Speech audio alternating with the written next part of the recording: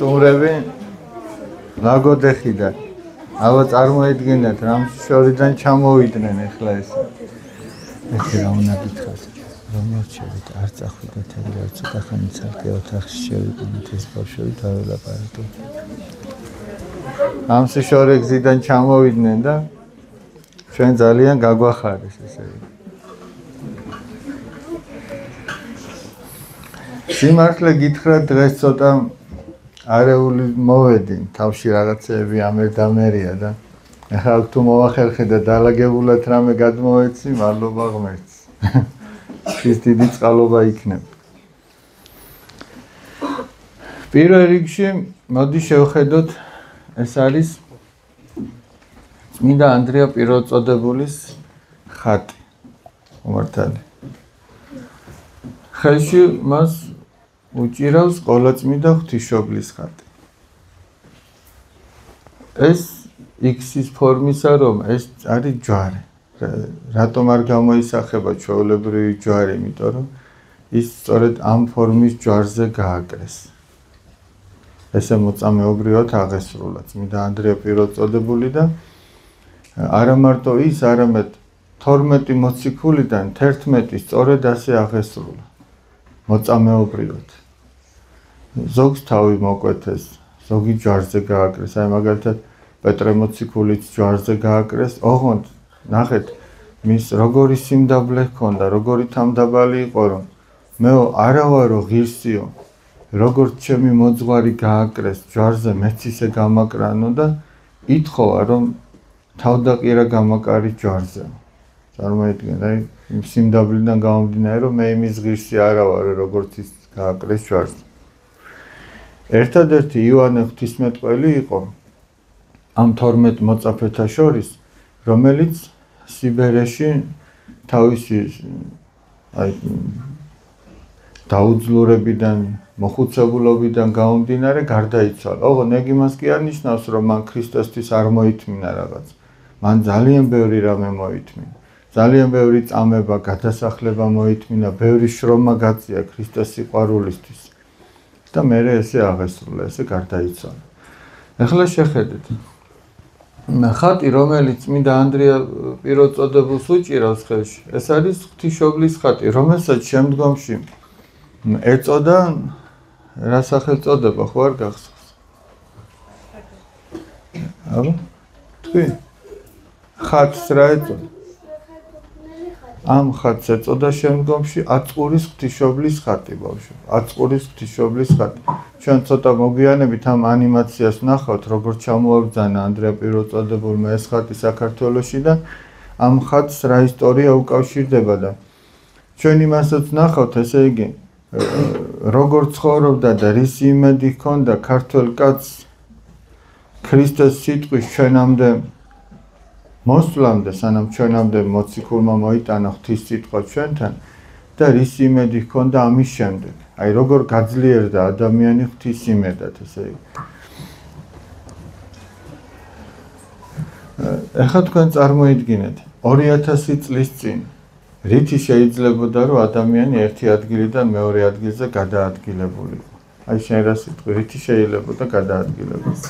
ანუ ფეხი ამ პირებას ცხოველები რო ყავდათ, ცხენიანური რაღაცები. ხო, აი სახედარი ყავდათ კი ბატონო, მაგითი გადაადგილდებოდნენ. ეხლა შენ წარმოიდგინე 1000-ობით, 10000-ობით კილომეტრს გადიოდნენ და განა ის სახედარი რამდენ ხანში ჩავიდოდა. გზაში რამდენი ჭირი, რამდენი შრომა ექნებოდა გასაწევი ადამიანს, რომ ერთი ქვეყნიდან მეორე ქვეყანაში ჩასულიყო. ახლა მე რო ვთქვი, რომ ლაგოდეხიდან ჩამოვიდნენ მეთქი. ესენი რო სახედარით ჩამოსულიყვნენ. დღეს რო წამოვიდოდნენ 1-2 კვირის მერე იქნებოდნენ აქ. ამიტომ რამდენი შრომა გაწიეს იმისთვის, რომ ჩვენამდე საქართველომდე ღვთის სიტყვა მოეტანათ. და მერე რასაც ვამბობდი ტაძარში, ეს სიტყვა დაიკარგებოდა. დაუშვათ პირველ საუკუნეში იყვნენ ქრისტიანები, რომლებმაც თავის შვილებს არ ასწავლეს ქრისტიანობა. ეს სიტყვა იქ დაიკარგებოდა, მორჩა. იმის იქით ქრისტიანობა არ გაგრძელდებოდა საქართველოში. მაგრამ აი როგორც ვამბობდი, დაუშვათ აი ყველაზე დიდები აქ რომლები არიან, ლუიზა შენ ხარ? თუ ლიზა, რამდენი წლისები ხართ? 17 წლისები ხო არიან და აი აქ ჩვენც ხო გვყავს 17 წლისები. 17 წლის ახალგაზრდა, რომელიც ქრისტეს სიყვარულისთვის ცხოვრობს, მისი ერთგულებით ცხოვრობს და მას უყურებს, ესე იგი აი ესეთი პატარა ვაჟკაცი. შენ რამდენის ხარ? 6 წლისა რო უყურებს. ხო დიდი გოგოები არიან, 17 წლისები ვართ რო თქვეს, ხო დიდები არიან და ესე იგი ჩვენთვის 17 წლისები 6 წლისებისთვის არიან მისაბაძები.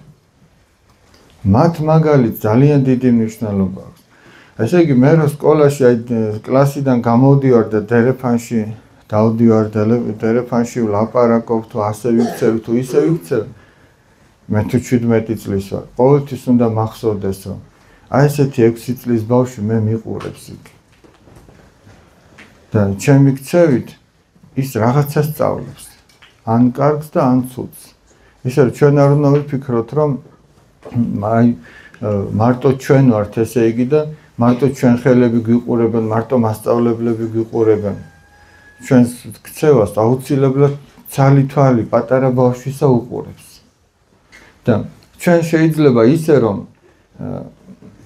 ვერც კი შევამჩნიოთ, ვიღაცას მაგალითი უჩვენოთ, ვიღაც განვამტკიცოთ, ვიღაც ვანუგეშოთ, ვიღაც ცოდიდან გამოვიყვანოთ, ვიღაცას იმედი ჩაუსახოთ რაღაცის, მაგრამ პირიქითაც შეიძლება ჩვენ ისე რომ ვერ შევამჩნიოთ, შეიძლება ვიღაცას ფეხი წამოუდოთ ქრისტესკენ მიმავალ გზაზე და წავაქციოთ. შეიძლება ვიღაცას პირიქით იმედი მოუკლათ, შეიძლება ვიღაცა დაითრგუნოს ჩვენი საქციელით, ისე რომ შეიძლება ვერც კი ვამჩნევთ. ამიტომ ჩვენ უნდა ვეცადოთ, რომ ღვთისმცნებით ვიცხოვროთ ყოველთვის. აი როგორც ნოეზე არის ნათქვამი, შემდეგ ვიტყვით ნოეზე 1-2 სიტყვას. ღმერთთან დადიოდა ნოე, ასეთი სიტყვები წერია. ღმერთთან დადიოდა ნოე ნიშნავს, რომ ნოეს ყოველთვის ახსოვდა, რომ ღმერთი უყურებდა. ახლა ლიზას რო ყოველთვის ახსოვს, რომ სკოლის დერეფანში რო გამოდის, იქ ღმერთი უყურებს. მართალი, ღმერთი უყურებს. აი მარიამს ახსოვს, რომ ყოველთვის იქ ღმერთი უყურებს. ნიკოლოს ახსოვს, რომ ღმერთი უყურებს ყოველთვის ყველგან, სკოლაშიც, სახლშიც, სულ მარტო რომ არის, მაშინაც ღმერთი უყურებს და არის მოწესრიგებული. კი არ ფიქრობს, რომ აი მე ახლა ის პატარა ბავშვი რომ მიყურებს, მის წინაშე მოდი კარგად მოვიქცე. არამედ ადამიანი ფიქრობს, რომ მე ყოველთვის მიყურებს ის თვალი, რომელიც ძალიან უყვაროა, რომელიც ჩემთვის ჯვარს ეცა. და სწორედ მისი სიყვარულისგან გამომდინარე, მისი სიყვარულის გამო მე ვერ ვაძლევ ჩემს თავს უფლებას მოვიქცე ისე, როგორც ქრისტიანს არ შეშვენის და როგორც ადამიანს არ შეშვენის. და მე როდესაც ასე ვიქცევი, ეს ჩემთვის ბუნებრივ მდგომარეობად იქცევა. არა იმიტომ, რომ ვიღაცას თავი მოვაჩვენო, მე სცენაზე კი არ გამოვდივარ, კი არ მსახიობობ, რომ ქრისტიანი ვარ და ასე ვიქცევი. და თუ ესე იქნებოდა კულისებში რო გავიდოდი და რო მივხვდებოდი, რომ არავინ არ მიყურებს, იქ აურევდი და იმასაც დაინახავდი. მაგრამ თუ ეს ჩემთვის ბუნებრივი მდგომარეობაა, რომ მე ასეთი ვარ, იმიტომ რომ მე ვგრძნობ, რომ უფალი მიყურებს, მაშინ ყველგან ესე მოვიქცე. და ის პატარა ბავშვის თვალი, რომელიც ყველგან ხედავს, ყველგან რაღაცას სწავლობს. და ეს ძალიან მნიშვნელოვანია. რატო ვამბობ ახლა ამას? პირველ საუკუნეში რომ მოიტანეს ჩვენთან ეს სიტყვა, ვერ გადმოეცემოდა ჩვენამდე 21 საუკუნემდე აი ეს რომ არ ყოფილიყო, რაზეც ახლა ვლაპარაკობ. ყოველ მომდევნო თაობას წინა თაობის მაგალითი რომ არ ქონოდა, ეს ჩვენამდე ვერ მოვიდოდა. წინა თაობის თავგანწირვის მაგალითი რომ არ ქონოდა, ეს სიტყვა ჩვენამდე ვერ მოვიდოდა, ვერ შეიყვარებდა მომავალი თაობა. ამიტომაც აი ვინც ცოტა მოზრდილები ხართ, ვიფიქროთ იმაზე, რომ ჩვენამდე რომ მოვიდა, მადლობა უთხრათ ღმერთს და ჩვენს იქით გაგრძელდება თუ არა, ვიცოდეთ, რომ ეს ჩვენზეა დამოკიდებული. თუ არა და იცით რამდენი ქვეყანაა, რომლის ისტორიაში წერია, რომ ეს ამა და ამ წლამდე იყვნენ მართლმადიდებლები. და მერე წერია, რომ აღარ არიან ისინი მართლმადიდებლები. ზოგი რომელიც წმენისაა, ზოგი რომელიც წმენის.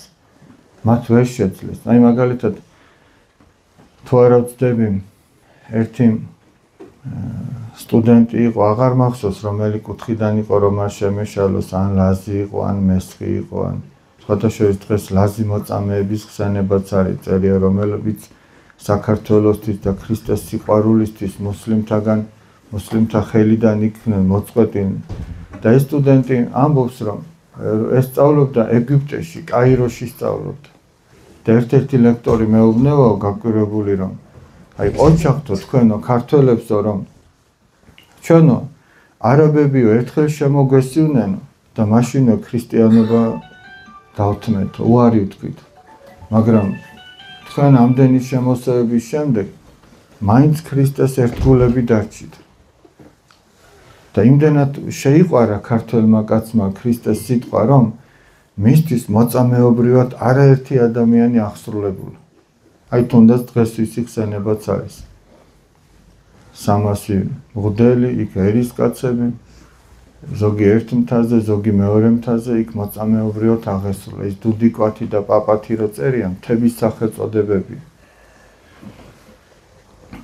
ხოდა ამიტომაც მე-20 საუკუნეში, მე-19 საუკუნეში ჯერ და მე-20-ში წმინდა ილია მართალმა სწორედ ეს თქვა, რომ ქრისტე ღმერთი ჯვარს ეცვა ჩვენთვის და ჩვენც ჯვარს ვეცვით ქრისტე ღმერთისთვის. და ეხლა 21 საუკუნეა, დღეს ქრისტესთვის შეიძლება ჯვარზე არ გაგაკრან, მაგრამ ქრისტესთვის რაღაცის მოთმენა აუცილებლად მოგიწევს. და დღეს ერთ-ერთი ძლავრი იარაღი ამ წუთის სოფლისა, რითიც ჩვენის გვებძვის არის, რა არის აბა თქვენი აზრით? რითი გვებძვის დღეს? ერთ-ერთი რა შეგიძლია თქვა და მე ერთი პატარა ამბავი მინდა რომ გაჩვენოთ ამასთან დაკავშირებით. ჯერ თქვენ აზრებს მოვისმენ. რა შეიძლება იყოს აბა ლუკა? შური. შურით გვებძვის შურს ჩვენი? კიდევ?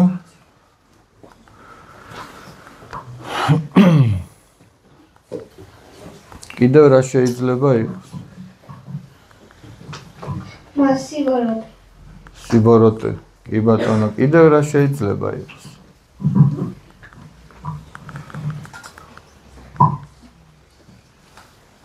ვინ არის ეს კაცი ისე დაახლოებით მაინც? ნოე, რას აკეთებს ნოე? კიდობას აშენებს. ეხლა სანამ იმაზე ვიტყოდით, რამ გამოიწვია საერთოდ ეს, რომ ნოე კიდობას აშენებს, ორიოდე სიტყვა მინდა ვთქვა. ესე იგი, სანამ წარღვნის მიზეზებზე ვილაპარაკებ, ჩვენ ხო ბაბილონის გოდოლზე ვილაპარაკეთ და დაახლოებით აი იგივე პერიოდზე რაღაც მინდა ვთქვა. ნოე იყო ერთადერთი კაცი, რომელმაც სიწმინდე შეინარჩუნა. დანარჩენი მთელი კაცობრიობა გაიყნა, ღვთის გზას გადაუხვია. თქვენ ხო იცით რომ ერთი მარკერი არაფერი არ არის, აბა იქ ახლა ნახე. სეითისა და კაინის შთამომავლები იყვნენ. სეითი იყო მესამე შვილი ადამისა და ევასი და სეითის შთამომავლები ცხოვრობდნენ ღვთის ერთგულებით. კაინის შთამომავლები არ ცხოვრობდნენ ღვთის ერთგულებით. და ეხლა ნახეთ საქმე რაშია. კაინის შთამომავლებს ღმერთი არ ახსოვდათ, არც ერთმანეთი არ უყვარდათ. სეითის შთამომავლებს პირიქით ერთმანეთიც უყვარდათ, ღმერთიც ახსოვდათ, ლოცულობდნენ ღვთისადმი. და როდესაც კაინის შთამომავლებს დაემსგავსნენ სეითის შთამომავლები, მაშინ უკვე ყველა გაირღვნა, ყველამ გადაუხვია ღვთის სიტყვას. და უკვე ერთადერთი ნოეს ოჯახიღა დარჩა, სადაც ღმერთი იდიდებოდა. და იყო საშიშროება, რომ ამ ოჯახშიც რაღაცა პრობლემა შეიქმნებოდა და რატომ? ნოე ყოველთვის ხო არ იქნებოდა. ნოეს შვილები კიდე იმ საზოგადოებაში უნდა ყოფილიყვნენ, ვისაც ღმერთი არ ახსოვდა. ამიტომ შეიძლებოდა ამათაც რაღაცა ბიწი შეერეოდათ. ამიტომაც მოხდა ეს წარღვნა და გადარჩა მხოლოდ ნოეს ოჯახი. ეხლა ნახეთ. ნოეს ღმერთმა უთხრა, რომ დაეწყო კიდობნის მშენებლობა. ნოეს თავისი შვილები ეხმარებიან. ნოეზე წერია, რომ ყველაფერი ისე გააკეთა, როგორც ღმერთმა უთხრა. აი ეს ძალიან მნიშვნელოვანი. ყველაფერი ისე გააკეთა, მე ამის მერე ერთი პატარა ამბავიც უნდა მოგიყვეთ და უბრალოდ შევადაროთ ერთმანეთს. 100 წელი აშენებდა კიდობას. 100 წლის განმავლობაში. ახლა ეს რა ხდება? ეს მარტო უბრალო მშენებლობა კი არ არის. ამ დროს ნოე ეუბნება ხალხს, რომ ღმერთი წარღვნას მოავლენს და სინანულისკენ მოუწოდებს და თვითონ ეს გემის მშენებლობაც, ამ კიდობნის მშენებლობაც უკვე ნიშნავს ნოეს ქადაგებას, მაგრამ მთელი 100 წელი უსმენდა ადამიანი და ყურად არ იყო. არ შეისმინა. 500 წლისა იყო ნოე, როდესაც კიდობნის მშენებლობა დაიწყო. 600 წლისა შედის ნოე კიდობანში. და 601 წლისა გამოდის ნოე კიდობნი, ანუ მთელი 1 წელი ნოე იყო კიდობანში. ნოემ კიდობანში შეიყვანა თავისი ოჯახი, ანუ 3 შვილი, შვილების მეუღლეები და თავისი მეუღლე, სულ 8 ადამიანი. ცხოველები შეიყვანა. და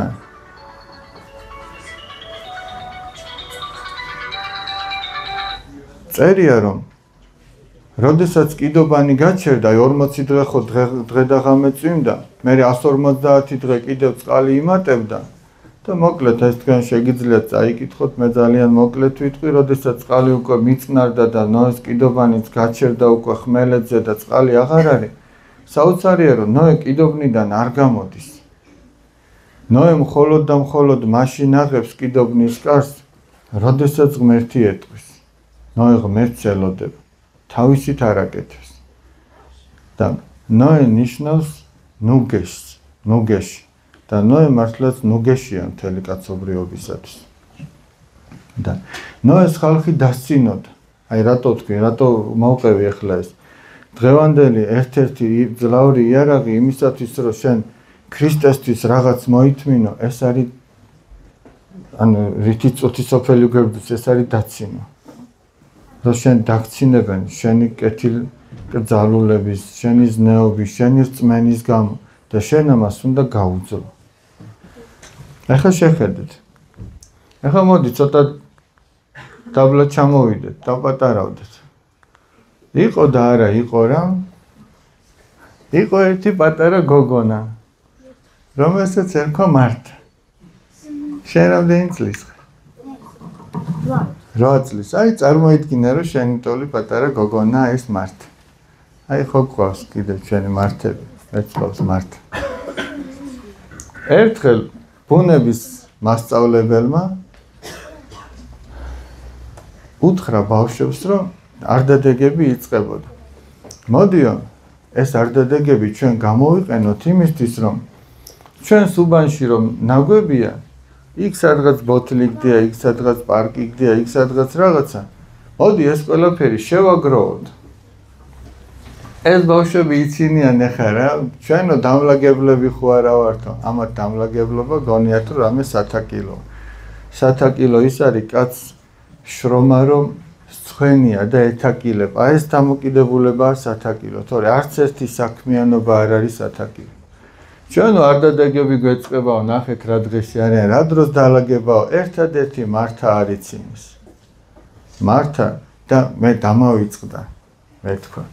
მართას გაეგონა ნოეს ისტორია და მართა ლოცულობს მანამდე, რომ ღმერთო მომეციო ისეთი ძალაო, რომ მეც ნოესავით ვიყო, შენი დამჯერიო.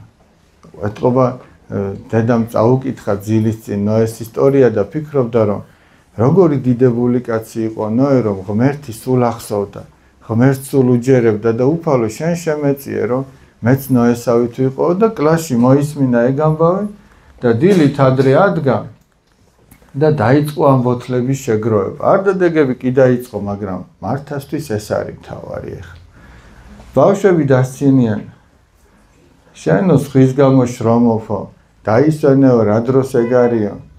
მართა არ უჯერებს მათ. მიუხედავად იმისა, რომ ისინი დასცინიან, მართა მაინც აგროვებს აი ამ ბოთლებს, შრომობს იმ კვირაში და მოკლედ ბევრი ბოთლი შეაგროვა. და მოხდა ისე, რომ იმ დღეებში ძალიან ძლიერი წვიმა წამოვიდა. და მთელი უბნები დაიტბორა. თქვენ როგორ ფიქრობთ, რატო შეიძლება დატბორილიყო? რატო აბა? გითხარი, ეგრევე გითხარი. ნუ გეშინი. როგორც ისტორიაში მოხდა, რომ არა, იქ წარღვნა, რათა ბოროტებისგან გაეწოდა. არა, მოდი ცოტა მიწაზე დაეშვი და რატო დაიტბორებოდა გითხარი. ცოტა დაბლა ჩამოდი. რატო აი წვიმა მოვიდა, რატო შეიძლება დატბორილიყო? არა, კარგია, რასაც შენავ, შენ ძალიან მაღლიდან დაიწყე, ცოტა დაბლიდან დავიწყე. აბა შენ რა სიტყვა?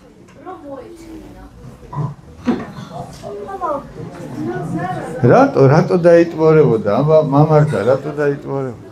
იმაკობის გამო, რომელიც უბნებში იყო დაგროვილი. შენ რა სიტყვი? იმიტომ დაიტბორა, რომ ყველანაირად რაც იყარა, წაიღო წყალს. აბა შენ რა სიტყვი? ჩემი აზრით, იმიტომ რომ დაცინავენ მეგობრები მართას და ასე წარვლა მოახდინა, ანუ დაცინის გამო. ეგ სულიერი მიზეზებია. მე ხორციელი, შენ ეგრევე სულიერი მიზეზი დაიწყე, მაიცი შენთან უნდა. მე მაინტერესებს ხორციელი მიზეზი, რა შეიძლება გამოეწვია. ეს იმიტომ გავაკეთებ მოიხმა, რათა ანუ აინტერესებდა, რომ მაინც გააგრძელებდა თუ არა ამ საქმიანობას მართა და რამდენად ღვთისმოსი შეიყო აინტერესებდა. რომ მაინც გააგრძელებდა? მაინც გააგრძელებდა თუ არა? ანუ ნახეთ მე რას გეკითხებით. სხვა უბნები დაიტბორა იმის გამო, რომ ნაგავი ეყარა და წყალმა სანიაღვრე არხში ჩაიტანა და ვეღარ გადიოდა. გადმოდიოდა და დაიტბორა. მართას უბანში ეს არ მომხდარა. სულიერი გაგებით კი ბატონო, წვიმა იმიტომ მოვიდა, რომ ეს წარმოჩენილიყო მართას ერთგულება. ეხა მაგალითად ამაზონის ტყერო იწოდა. რა აღარ მოიმოქმედეს. რამდენმა მილიარდენმა, რამდენი აღარ გადარიცხა, ვერაფრით ვერ ჩააქრეს. ბოლოს რა მოხდა? წვიმა მოვიდა და ყველაფერი მოგვარდა. რაც ადამიანმა ვერ შეძლო ამდენი წვალების შემდეგ, რომელიც შეუძლია რომ დაგანახოს, რომ იმის მოგვარებაც კი შეუძლია, რაც ამდენმა მილიარდმა კაცმა ამდენი მცდელობის მერე ვერ შეძლო. და მას ძალიან მარტივად შეუძლია რომ ეს მოაგვაროს. და აქაც ღმერთმა წარმოაჩინა მართას მორჩილება, რა შედეგი გამოიწვია.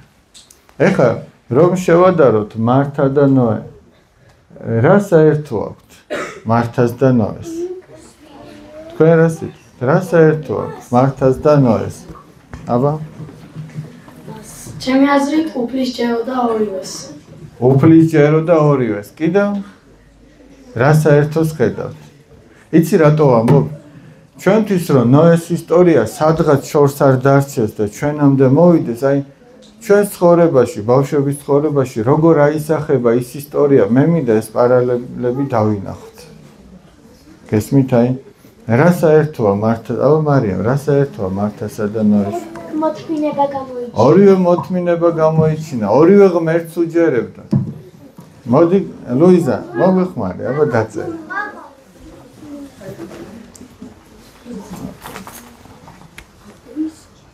ორივე ღმერთს უჯერებდა. მოთმინება გამოიჩინა. კიდევ?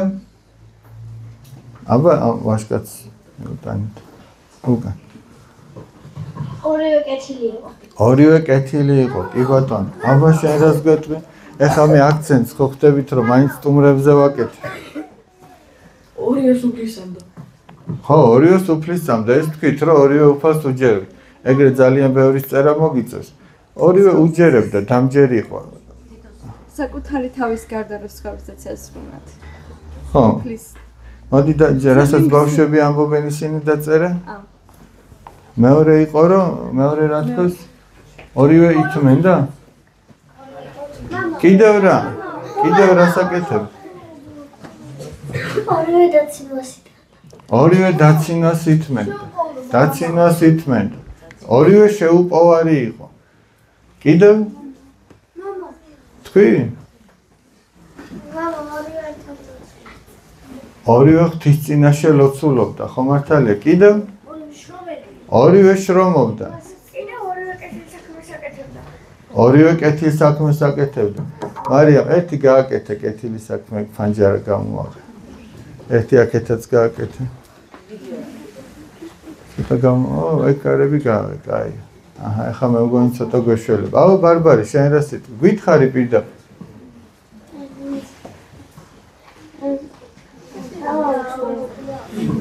აბა მე მგონი ამას არ დავიწყე.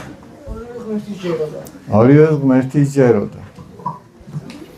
და ორივე შედეგი ის იყო, რომ ორივემ გადაარჩინა. ერთმა კაცობრიობა გადაარჩინა, მეორემ თავისი უბანი გადაარჩინა. ჩვენ შეიძლება კაცობრიობის გადარჩენა არ გვევალება ბავშვებო.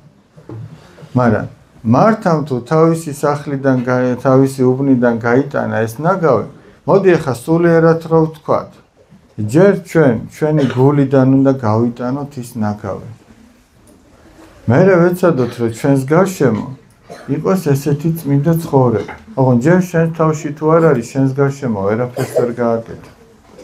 შენი თავიდან უნდა დაიწყო. აი მაგალითად რო ვთქვით ახლა, ეს ლამაზი ბავშვები ლაგოდეხიდან ჩამოვიდნენ მეთქი. ამათ საქართველოს გადარჩენა რომ ეცადნო, რომ გორიდან დაიწყონ, ძალიან მოტყუდებია. ამათ ლაგოდეხიდან უნდა დაიწყონ. ხომ მართლა? ვარდის უბანი თუ თამარიანი. ორივე ბავშვები არიან?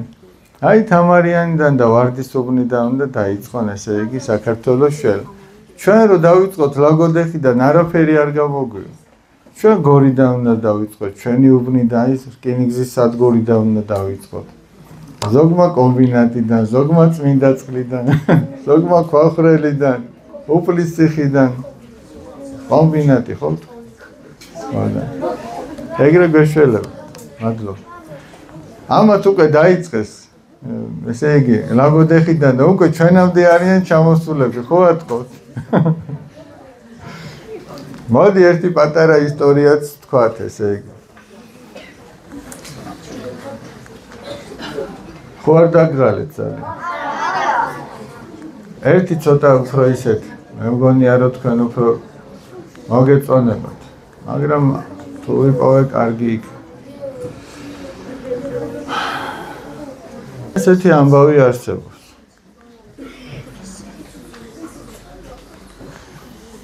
ეხლა ლაგოდეხზე ხო თქვი და ეხლა მოდი ქვეყნის მეორე მხარეს წავიდეთ. ჩავთვალოთ რომ ფოთი, კარგი იყოს ფოთი.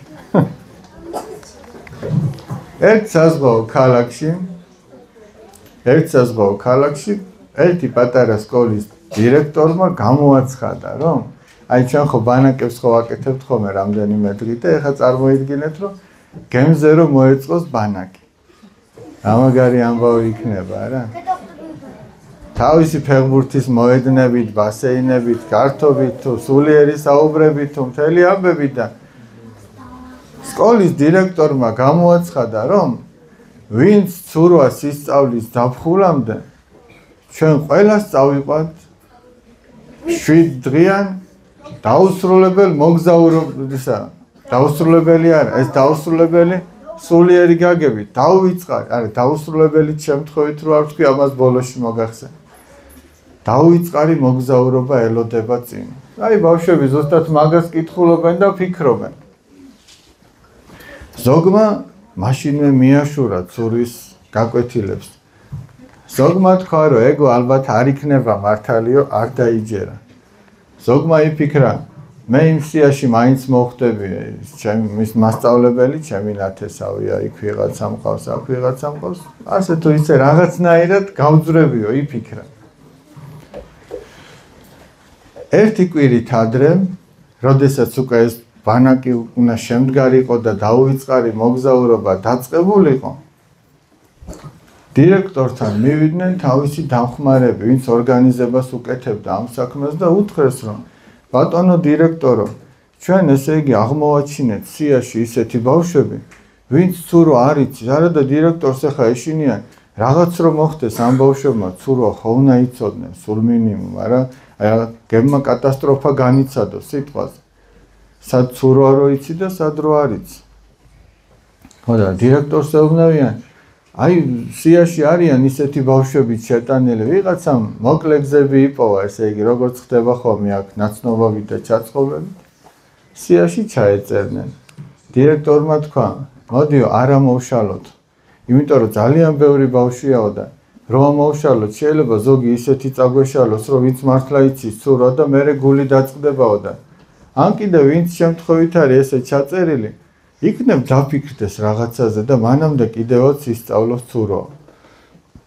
ეხლა ზოგი არხეინათ არის იმის გამო, რომ ცურვა იცის, ზოგი იმის გამო, რომ ნაცნობი ყავს და სიაში უკვე წერიან და დადგა გამგზავრების დრო.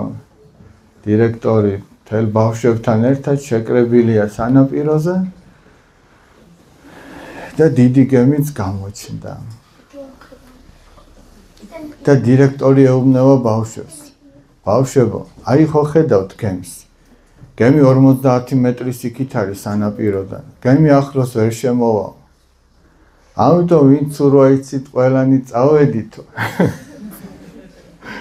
ხო და მოხდა ესეთი ამბავი, რომ ზოგი გახარებულია. ზოგი კი თვალცრემლიანი დგას სანაპიროზე. და დირექტორმა რა უთხრა იცით? თქვენ ახლა ხო ფიქრობთ, რომ ძალიან დიდი სიხარული გელოდებათ ამ გემზე ერთკვირიანი მოგზაურობა. კიო ბავშვები, კიო გვიხარიან. ეგ 7 დღიანი მოგზაურობა აუცილებლად სადღაც დასრულდებაო. გავა ერთი კვირა. მაგრამ ეს მოგზაურობა სათასასუფეველს გავსო.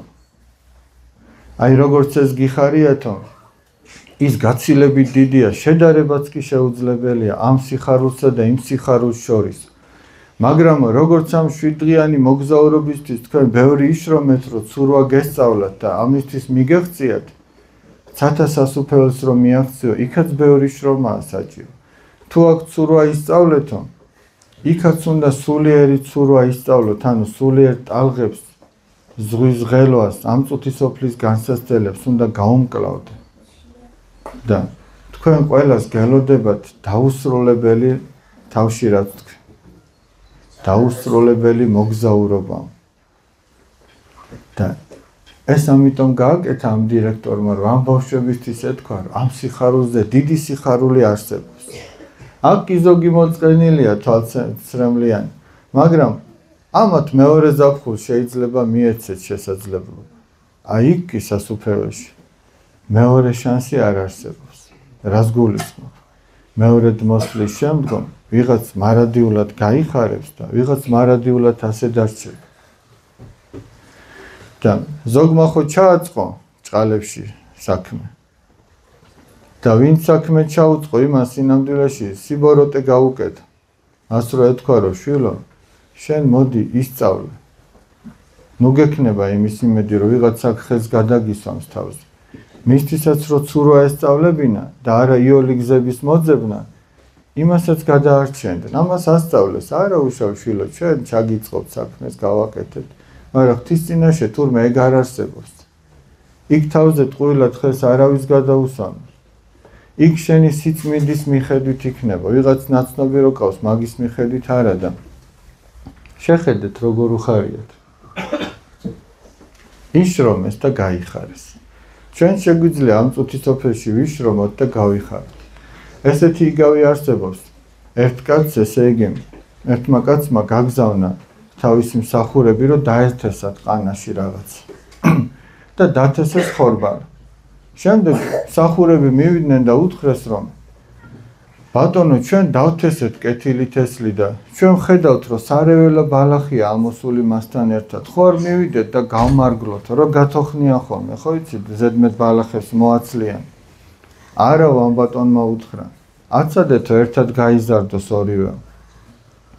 და მერე მკის დრო რო დადგებაო, ანუ სულიერი გაგებით მეორედ მოსვლის დრო, მერე ესე იგი, რაც კარგი თესლი იქნება, ის შევაგროვოთ ბეღელში და რაც ცუდი იქნება, იმას დაწავენ.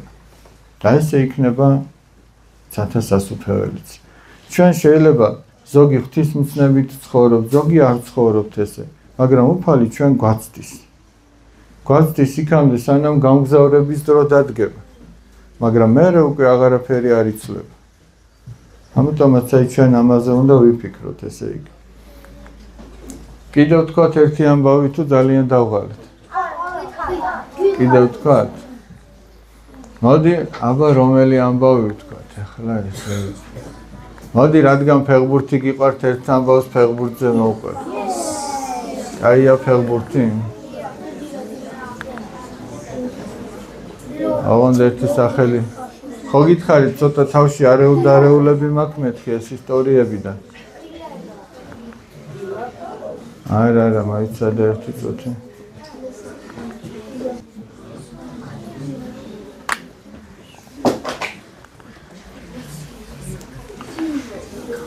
ვახტანგი მასწავლებელი. ეს მისი დამხმარე იაკობი. ფეხბურთის მწვრთნელები. ეს ჩვენი ერეკლე. ან თუ გნებავთ არა. ჩვენთვის ერეკლე უფრო მნიშვნელოვანი სახელია ვიდრე რონალდო. ერეკლე მეორე გაგიგონია? ხო და აბა რონალდო სადმივა იქამდე. ერეკლე მეორეს რო გახადეს, იმდენი ჭრილობები ქონდა საქართველოს სიყვარულისთვის მიყენებული. დაივიწყე რონალდო. ერეკლე. რონალდო როგორც სპორტსმენი კარგია, მაგრამ ჩვენ ჭირდება ქართველი. ხვიჩა ნაკლებია რონალდოზე შენ გონია? ჯერ კიდე სადახარ. თორე რონალდო მართლა ბევრი იშრომა, მაგრამ ჩვენთვის თავარი ესა. ერეკლე. ერეკლე ერთ-ერთი წამყვანი ფეხბურთელი იყო ამ გუნდში. გუნდი ემზადება მთელი თვე ძალიან მნიშვნელოვანი მატჩი აქვს ჩასატარებელი. მოხდა ერთხელაც ისე, რომ ერეკლეს თავისმა უბნელებმა, მეგობრებმა დაურეკეს და უთხრეს წინადღია უკვე შემდეგ დღეს დილით არის თამაში. უთხრეს ერეკლე წამოდი დღეს ცოტა გავერთოთ. კინოში წავიდეთ, მერე კარგი შაურმები ვჭამოთ, ცოტა ხანი ერთად გავატაროთ დრო და ერეკლე ერთხანს დაფიქრდა, მერე დილით რო თამაში მაქვსო, მაგრამ იფიქრა, ხო ამდენ შრომობ, ამდენს ვარჯიშობ, მოდი ერთი დღე მოვეშვები, არა უშავს. და მართლაც თავის მეგობრებთან ერთად კარგი დრო გაატარა.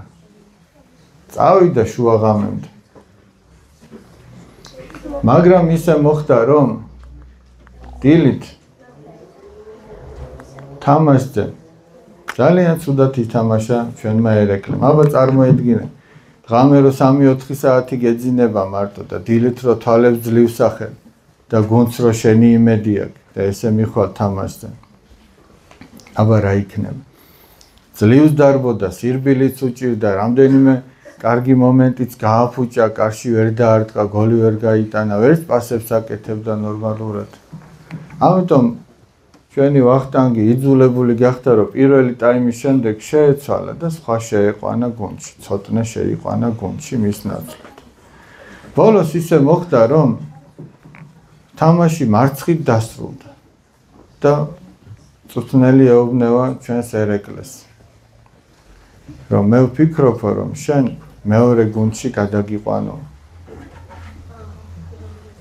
ხვალიდან მეორე გუნდი, ანუ ეს პირველი გუნდია, ხო არის ხო პირველი გუნდი მეორე გუნდის ვარჯიშზე მოდი ხვალე. ახლა წარმოიდგინეთ, ამან მოიწყინა. ამ ერთხელ მაპატიეთო მასწავლებელო და სხვა დროსო მაგას აღარ ვიზამ.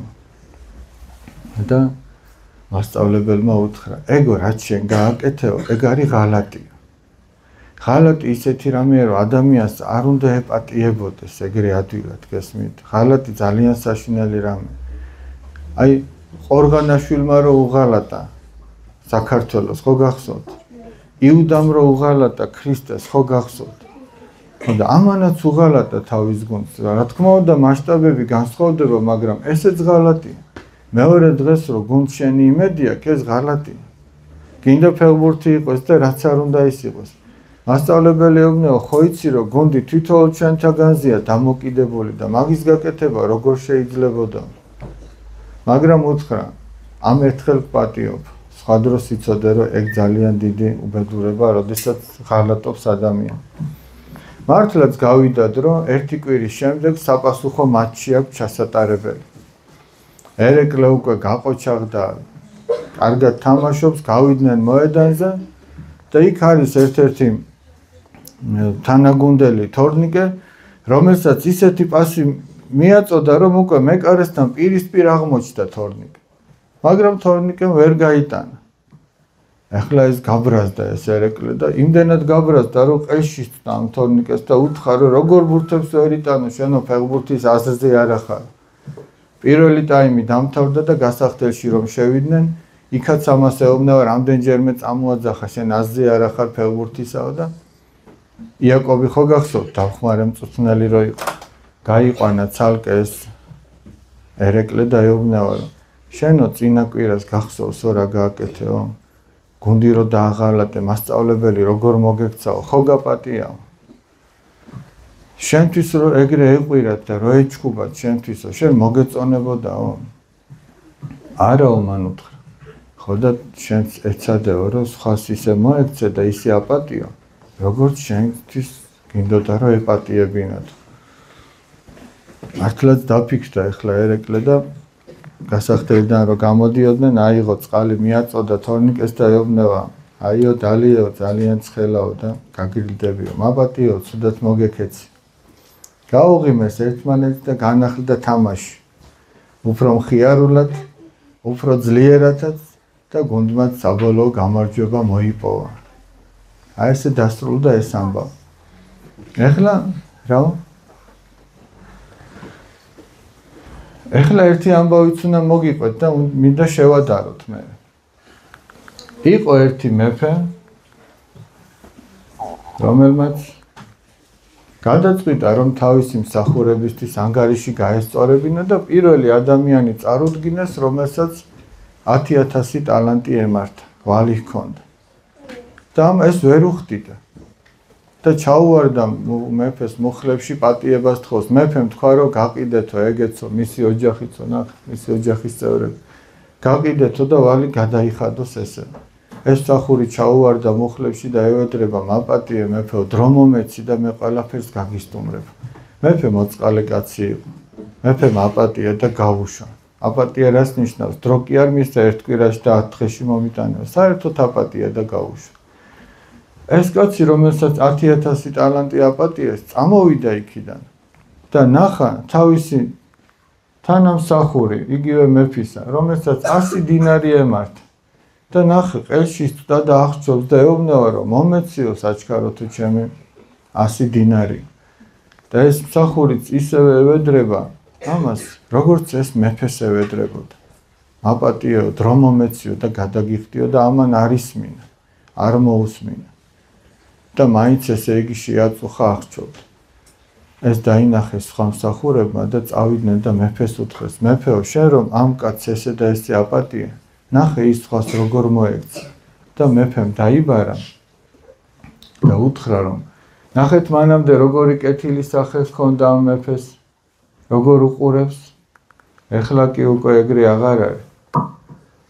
ეუბნება, შენ რომ მევედრებოდი, ხო გაპატიეო. და განა შენ არ უნდა გეპატიებინაო შენი მოძმისთვისო. ამიტომ წაიყვანეთ ეხლა ეს და ჩააგდეთ საპყრობილეში, სანამ მთლიანად არ გადაიხდის იმ 10,000 ტალანტს. და უფალი ამბობს, რომ აი ესე მოუვა ყველასო, ვინც მთელი გულით არ აპატიებს თავის შემწოდეს, თავის მოყვას იმ შეწოდებას. სინამდვილეში ეს რას ნიშნავს? ის 10,000 ტალანტი არის ის, რაც ჩვენ გვმართებს ვალი ღვთისა, ანუ ის წოდები და რასაც ღმერთი ჩვენ გვპატიობს. და ის 100 დინარი არის ის, რასაც ჩვენ ერთმანეთს ვერ პატიობთ ხოლმე. ეხლა მოდით შედარება გავაკეთოთ, ესე იგი. ბრავო პეტრე. შაურმა? ეგ არ ვიცი. პეტრე მაგარი ბიჭია, ისეთი სადღეგრძელოები იცის, ამანაც და აი მეორე რო ყავს კიდე უკან. სახელი დამა თომა? თომა. მოდი შევადაროთ ეხლა. ერეკლე შევადაროთ. აი ამ ორი ამბიდან, ვინ ორი გავს ერთმანეთს, რითი გავს და რითი არ გავს, თუ დააკვირდით და თუ უსმენდით. რა თქმა უნდა თუ უსმენ. აბა ეს ვაჟკაცი უსმენ. მით უმეტეს ფეხბურთი ყვარებია. აბა ის ვინც პირველად ევედრებოდა მეფეს ეგ და ერეკლე ხო? ერეკლე გვანა ხო? რითი გვანა? ელენი გვანა, იმიტომ რომ პირველად ვინც დაუშვა შეცდომა აპატია მწვრთნელმაც და მეფემაც. შენგენაც. მაგრამ მეორედ თავის მეგობარმა ერეკლემ ერეკლეს მეგობარმა შეცდომა დაუშვა და იმას არ აპატია და ცუდად მოექცა. და იმ ვინც ევედრებოდა მეფეს ისიც ეგრე მოიქცა ამდენად. მოდი ახლა მაშინ ვთქვათ, რითი არ გვანან ერეკლე და ის უმოწყალო მევალე. რითი არ გვანან? შეწყალების მას. აი როგორ? აი ერეკლე მიხვდა თავის შეცდომას და აპატია თავის მეგობარს. ერეკლე მიხვდა და ის როგორ ჩანს ბოლოშიც ვერ მიხვდა, ხო მართალია? ის ვერ მიხვდა. ერეკლემ აპატია. წყალიც გაუწოდა და შენდობაც კი სთხოვა, მაპატიერო, ცუდად მოგეკეციო, არა, ცუნცულა. ცუდად მოგეკეციო. და აი ესე აისახება ჩვენ ცხოვრებაში. ესე იგი, როდესაც რაღაცა ერთი წუთით რაღაცა შეცდომა მოსდით ჩვენს მიმართ ადამიანებს, ჩვენ უნდა გავიხსენოთ, რომ ჩვენ უშეცდომო არა ვართ. ჩვენ სადღაც ვიღაცის წინაშე შეცდომა დაგვიშვია და როდესაც კიდევ მოგვივა ესეთი შეცდომა, როგორც გვინდა რომ მოგვექცნენ, ჩვენ ისე უნდა მოექცეთ. აბა ერთი კარები შეახა. აი შენ რო აქ იდგე და რო გცხელოდეს მე კარებს გავაღებდი. აბა შენ რას კარგი. მოდი ახლა ძალიან რომ აღარ გადაგღალოთ, ის შეპირებული ანიმაცია ვნახოთ. ორი პატარა ანიმაცია. აი რა მოიტანა ანდრია პირველწოდებული შემოსვლას საქართველოში.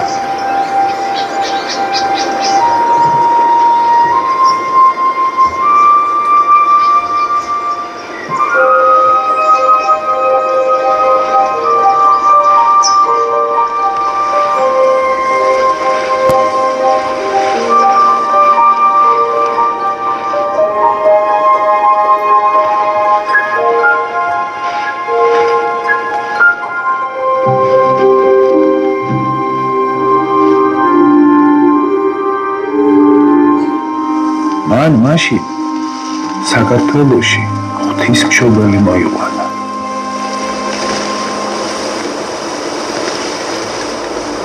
ქრისტეს აკეთ პირველი საუკუნე, საქართველო.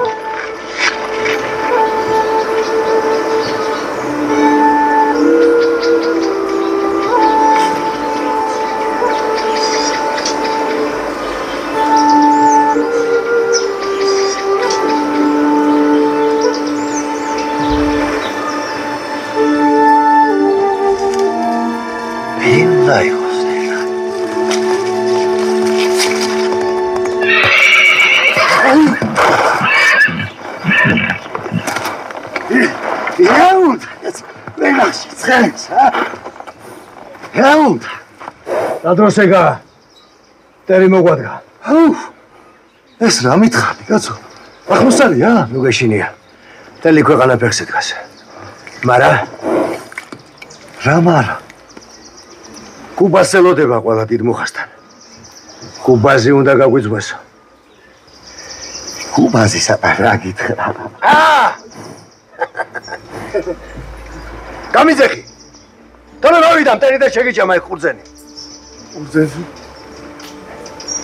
მაჯავე ცოტა შეგეცე. რა გამოვჩერჩეთ შეგეცე. ახლავე. ერთი. კუბაზე საბა რა გითხრა? ვეღარა ისეთივე როხროხა და ბობოქარი ქერო იყო. სულ გამარტოვდა. გამარტოვდა? ხო, ტყეში. კი გეხსომება ალბათ. ამას წინათ. იმ წმინდა კაცმა რომ ჩაიარა ჩვენ სოფლებზე. კი, რა ვარ? მოიცა. რა იყო? ანდრია. ხო, ახლაც მაგ ანდრიას სტუმრობს კუბასთან. სულ ერთად არიან. მას შემდეგ სულ შეიცვალა. მოიცა. რა სიტყვა მოიტანა ახლა მაგ კაცმა ამნაირი, რა ვიცი. ისინიც მაგ ანდრიას უსმენენ. მის წეს მისდევი. ო, ჯო რაღაცა უცნაური სიმშვიდე დაყვებათ და. არაფერს ამბობე. კი. იერუსალიმში დიდი ამბები მომხდარა თურმე. მაინც რაო. იქ სადღაც ღმერთი დაბადებულა კაცად. ვინ ღმერთი კაცო? ქრისტე. დედამის მარიამი რქვევია თურმე. ქრისტე. ო?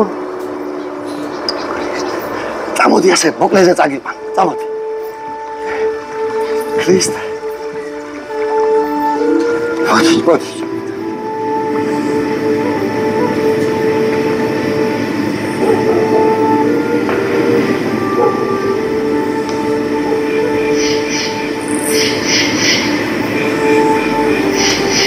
ფერე თურმე ამ ქრისტე მოწაფებს ქვეყნები დაუნაწირა მისი სიყვარული აეტარათ და ფარველობა გაეტარა ჩვენი ქვეყანა დედამის მარიამს რგებია წილად თურმე მარიამს შვილისაგან ქონია დანაბარები რომ იერუსალიმი არ მიატოვო და ანდრია გამოუშვია მის მაგერად თავისივე წინ ხვეთ ქვეყანაში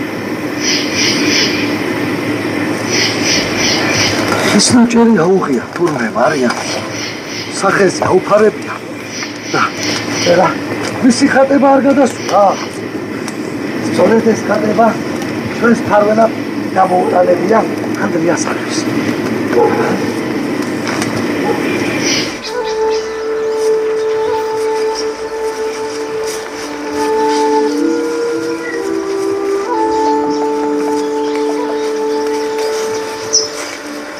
როდა მახსოვსადარი ხადა უბასთან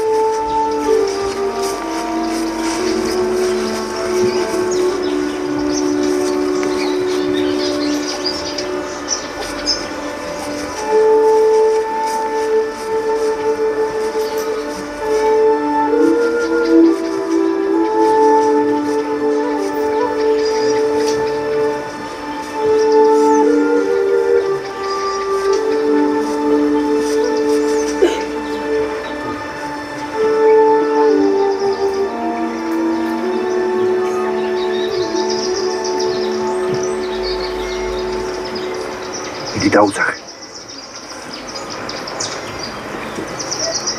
შევიც, რა ვიცი, რა წამოვიდეთ თავში. მირჩევნი ამ ტერმა მამკარს.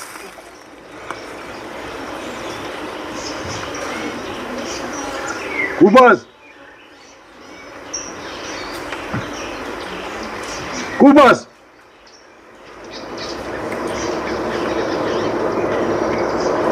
კუბას მტერი მოგვადგა. უშენება არ იქნება. ხალხი გველოდება. კუბას.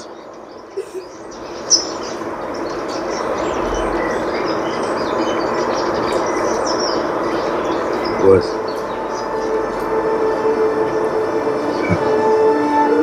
ოიტხარ.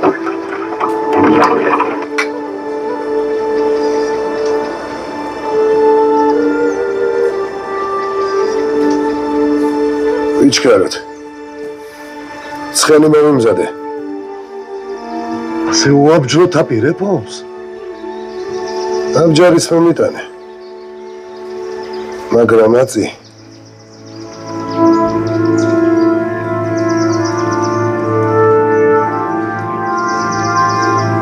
ეს იქნება ჩვენი აბჯარი.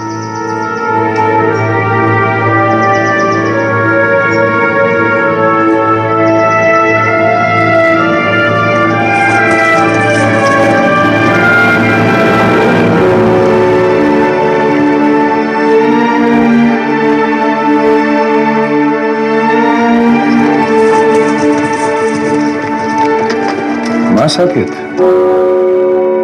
2000 წელიწადი გაუთავებელ ომებში და განსაცდელში ქართველმა გულით ატარა ღვთისმშობელი. ღვთისმშობელმა კი კალთით საქართველო.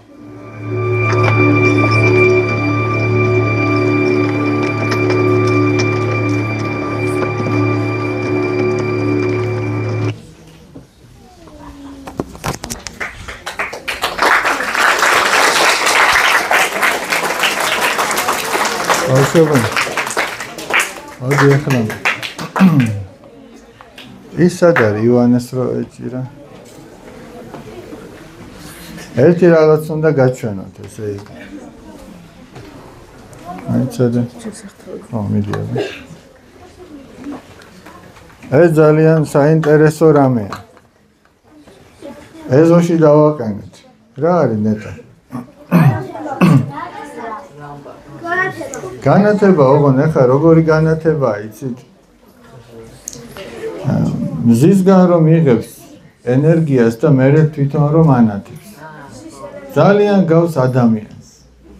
არა გარეგნობით ეხა თავის დავაცხადი. რითი გავს ეხა ადამიანს, ნახეთ. ადამიანი ღვთისგან იღებს ყოველგვარ სიკეთეს, რომ მერე სხვაგან ანათოს. და ეს მაშინ ანათებს, როდესაც მზე აღარ ჩანს. ანუ სადაც საჭიროა იქ ანათებს. ეხლა ხო არ ანათებს. აი ასე მიჭიროს. ეხლა შუქი რო ჩავაქროთ, ანუ ჩავთვალოთ რა ეს მზეა. შუქი რო ჩავაქროთ, თვითონ მიხვდება რომ ეხლა მისი ჯერია. ხო მართალი. აბა მოდი ვცადოთ, იქნება მიხვდეს. აი? ხო მიხვდა. დაში დაუკრათ რომ მიხვდა. ავანტეთ. აი ეხლა შუქი რო ავანტეთ. ხო მიხვდა რომ ყოველად ენერგია არ უნდა დაეხარჯა. მაგასაც ხო მიხვდა. მაგრამ აქ ერთი საოცარი რამეა კიდე. ეს მაშინ იტვირთება მზით, როდესაც ამ ნატურასა და მზეს შორის არაფერი არ არის და მზე პირდაპირ უყურებს მას. თუ მათ შორის რაღაც იქნებოდა, აი აქ რო კედელი იყოს, აქ რო რაღაც იყოს, ეს ვერ დაიტვირთებოდა.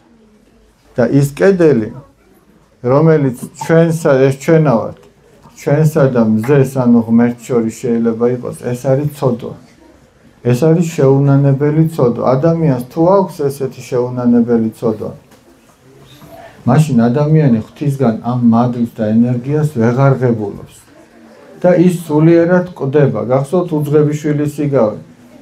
მამა რო ამბობს თავის შვილზე, მკვდარი იყო და გაცოცხლდა. მკვდარი იყო, იმიტომ რომ სულიერი ენერგია მას გამოეცალა ცოდის მოუნანიებლობის გამო. ეხლა შეხედეთ, ამან რო ჩათვალოს, რომ მე ჩემით ვანათებ და არა მზისგან.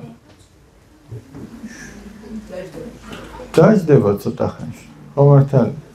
ადამიანიც ესე გამოელევა ის ენერგია, რაც ღვთისგან აქვს და წაიქცევა. დაждდება, ვეღარ გაანათებს. აი თქვენს თვალებში რომ ნაბეწკლებია და თქვენ რო ანათებთ, ის აღარ იქნება, თუ ადამიანს ღმერთთან კავშირი არ აქვს. მაგრამ თუ ღმერთთან აქვს კავშირი, ის არასოდეს არ გამოილევა. ის ენერგია არასოდეს არ დაიშრიტება, იმიტომ რომ ღმერთს აქვს ულევი ასეთი ენერგია. აქ შეიძლება გარკვეული დოზით იყოს. ისე რომ ჩვენ ვეცადოთ, რომ ამ ნატურამ არ გვაჯობოს იცოდეთ.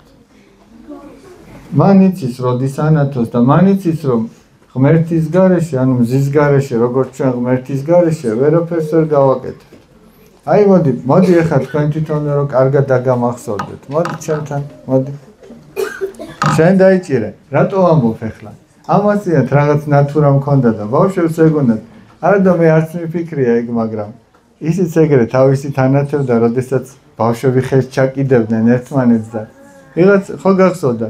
მე თურმე ზოგიერთ ბავშვს გონებია რომ მამაო თვითონ რთავდაო და არა და მე ხელს არ ვადებდი არაფერს. თქვენ რო ერთმანეთს ჩაკიდებდით ხელს, იქ წრედი იქნებოდა და ისიც ანათებდა. უხაროდა თქვენ რო ერთად ხედავდათ. სადმე თუ ხელი გაშვებული იყო, ეხაც აქ მაქვს ის ნატო. სადმე თუ ხელი გაშვებული იყო, ის არ ანათებდა. იმიტომ რომ ის ხვდებოდა რომ თქვენ ერთობა დარღვეული გაქვთ. თუ ხელს ჩაკიდავდა, მაშინ გაეხარდებოდა და ანათებდა. მოდი ეხლა შენ დაიჭირე. მე რო არაფერი დამაბრანა. აბა ეხლა ჩააქრეთ და თუ მიხვდება რომ უნდა გაანათოს. მიხვდა, ხო? აბა ანთებ. აჰა. ჭკვიანია, ვისაც უჭირავს მისნაირი ჭკვიანია. ამ შემთხვევაში ვისაც უჭირავს, ხო მართალია? ავდგეთ, ვილოცოთ, აბა.